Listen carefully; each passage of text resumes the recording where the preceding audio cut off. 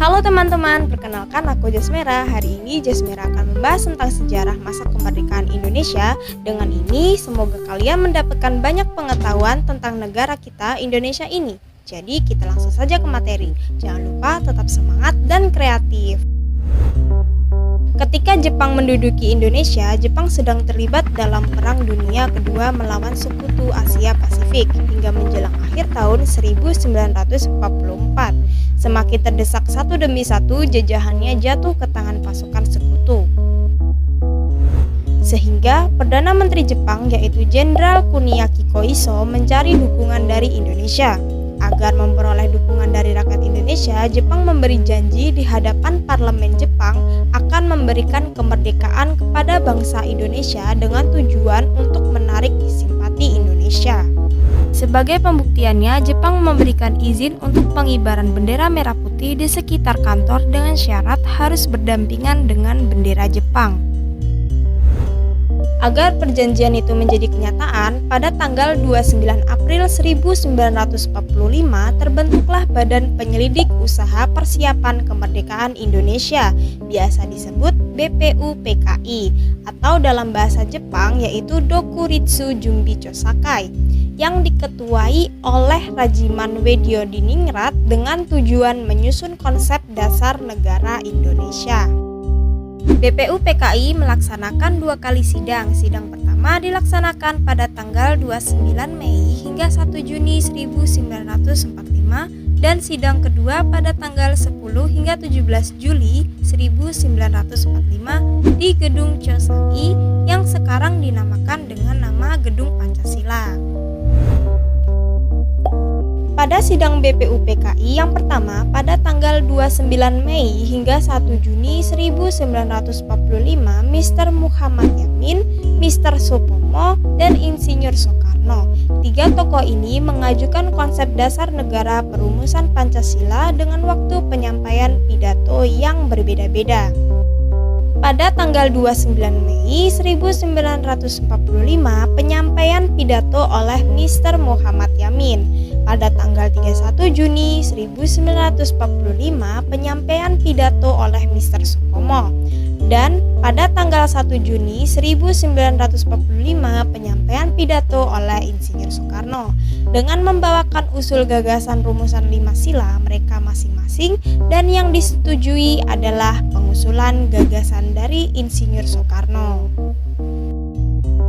Dan pada tanggal 1 Juni 1945 dibentuklah Panitia 9, yaitu Insinyur Soekarno, DRS Mohatta, Mr. Imaramis, Abdul Kahar Muzakir, Mr. Ahmad Soebarjo, Kiai Haji Wajid Hasim, Haji Agus Salim, Abi Kusnu Jokro Sojoso, dan Mr. Muhammad Yamin. Mereka yang menyempurnakan konsep dasar negara yang diusulkan Insinyur Soekarno. Kemudian pada tanggal 22 Juni 1945, Panitia 9 menghasilkan rumusan dasar negara dan dikenal dengan nama Piagam Jakarta atau Jakarta Charter. Kemudian menjadi Pancasila yang kita kenal sekarang, dan setiap tanggal 1 Juni diperingati sebagai hari lahirnya Pancasila. Setelah itu, BPUPKI melakukan sidang kedua pada tanggal 10 hingga 17 Juli 1945. Dalam sidang ini disepakati bentuk negara Indonesia adalah republik, dan untuk membahas mengenai rancangan Undang-Undang Dasar 1945 dan tepatnya tanggal 14 Juli 1945 disepakati, yaitu pernyataan Indonesia Merdeka, pembukaan Undang-Undang Dasar, dan batang tubuh Undang-Undang Dasar.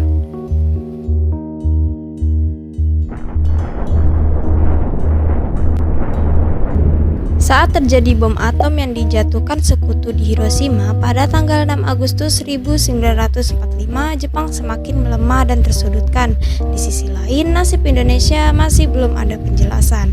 Mengetahui itu, para tokoh nasional terus mendesak kemerdekaan.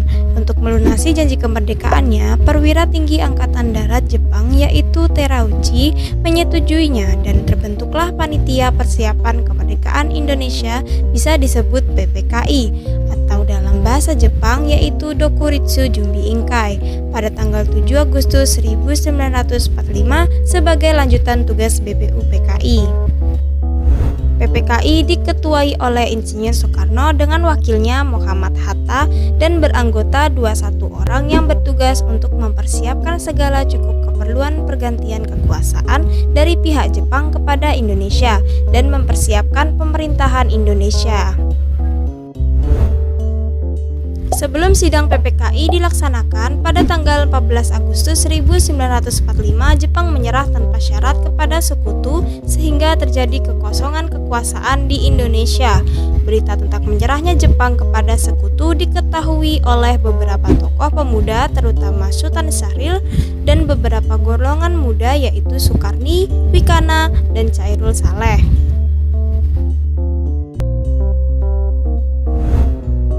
Mendengar kabar itu, Sultan Syahrir dan beberapa golongan muda tersebut bergerak cepat menemui Insinyur Soekarno dan Muhammad Hatta untuk mengusulkan agar segera memproklamasikan kemerdekaan tanpa melalui PPKI. Karena jika melalui PPKI, Sekutu akan menganggap kemerdekaan Indonesia itu sebagai suatu kemerdekaan hasil pemberian dari Jepang.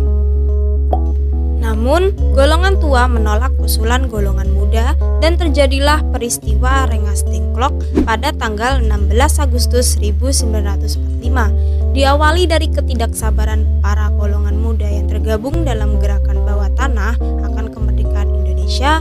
Alhasil, Sudanco Singgi, salah seorang anggota PETA dan anggota lainnya membawa Soekarno dan Hatta ke Rengas Dengklok dengan tujuan agar segera memerdekakan Indonesia serta menghindari pengaruh Jepang kepada Soekarno dan Hatta. Sesampainya di Rengas Dengklok, rencananya akan dibawa ke markas PETA, namun akhirnya memilih untuk singgah di rumah Jang Kisong dan berkumpul di sana karena kondisi rumahnya yang tidak mencolok. Saat itu, Soekarno dan Hatta tetap pada pendiriannya untuk tidak melaksanakan proklamasi kemerdekaan sebelum ada pernyataan resmi dari pihak Jepang dan terjadilah perdebatan.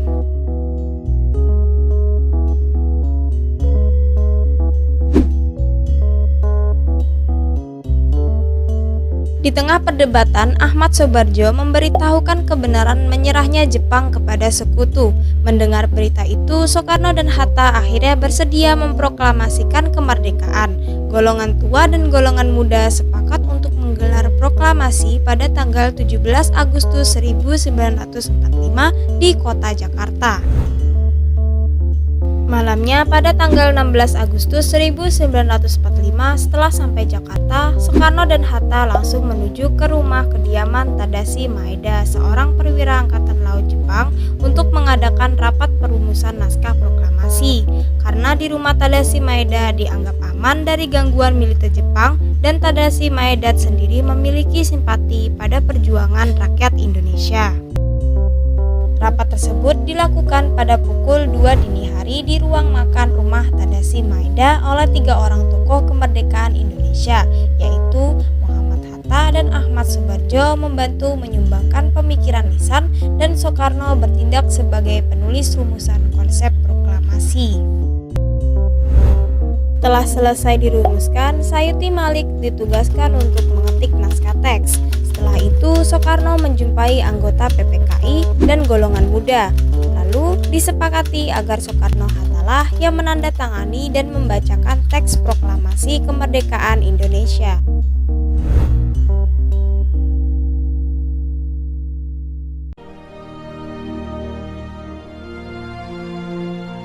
Proklamasi. Kami, bangsa Indonesia, dengan ini menyatakan kemerdekaan Indonesia. Hal-hal yang mengenai pemindahan kekuasaan dan lain-lain diselenggarakan dengan cara saksama dan dalam tempo yang sesingkat-singkatnya. Jakarta, 17 Agustus 1945, atas nama bangsa Indonesia, Soekarno, Hatta. Pada pukul 10 tanggal 17 Agustus 1945, Soekarno didampingi oleh Muhammad Hatta membacakan proklamasi kemerdekaan di Jalan Pegangsaan Timur nomor 56 Jakarta. Upacara dimulai dengan pidato dan pembacaan proklamasi. Kemudian dilanjutkan dengan pengibaran bendera merah putih oleh Latif Hendraningrat dan Subud. Rakyat yang hadir serempak menyanyikan lagu kebangsaan Indonesia Raya dan upacara ditutup oleh sambutan Wali Kota Jakarta Suwiro dan Dr. Muwardi. Proklamasi adalah momentum penting bagi bangsa Indonesia. Kemerdekaan bangsa Indonesia merupakan langkah awal untuk menata diri agar diakui keberadaannya oleh dunia internasional. Berita proklamasi segera menyebar ke berbagai daerah di Indonesia. Pekik Merdeka mewarnai salam masyarakat Indonesia di setiap gang, pasar, lembaga pendidikan, dan berbagai tempat umum lainnya.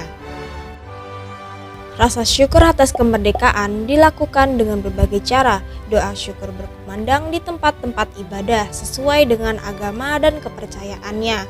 Rasa syukur terhadap kemerdekaan bukan hanya diucapkan dengan lisan, tetapi juga dibuktikan dengan perbuatan.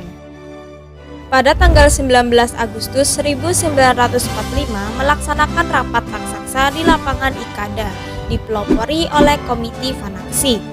Bermakna berhasil mempertemukan pemerintah Republik Indonesia, merupakan perwujudan kewibawaan pemerintah Republik Indonesia terhadap rakyat, menanamkan kepercayaan diri bahwa rakyat Indonesia mampu mengubah nasib dengan kekuatan sendiri. Rakyat mendukung pemerintah yang baru terbentuk.